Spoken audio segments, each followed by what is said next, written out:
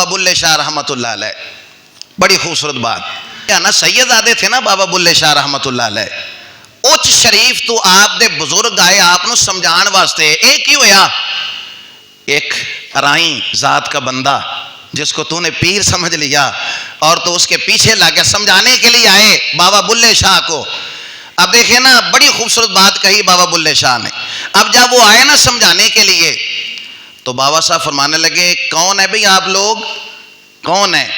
उन्हें आख्या असी उचेरे, साडी जात उचेरी ते उच्च शरीफ च रहने आ।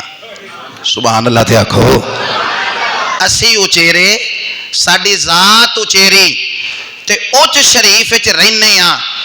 ते वो कहने लगे तू कौन है?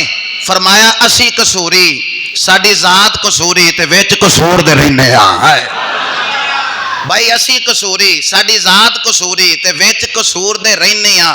ते बुल्ले शाह गल किवें मुकाई, गल किवें मुकाई, झगड़ा कैसे खत्म किया? वो समझाने आए थे ना, तो आकर उन्होंने अपना तारुफ कराया। उन गल इंज ही रही, वो भी अपने दलाइल देते, ये भी अपने दलाइल देते।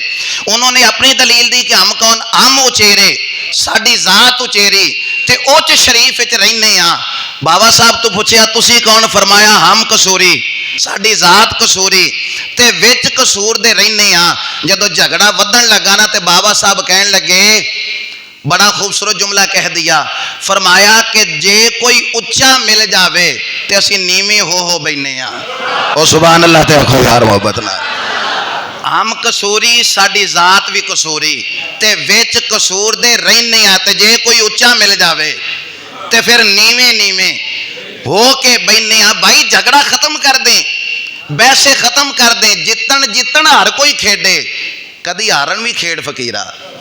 और जितन दा मुल कौडी पैंदा, हारन दा मुल हीरा।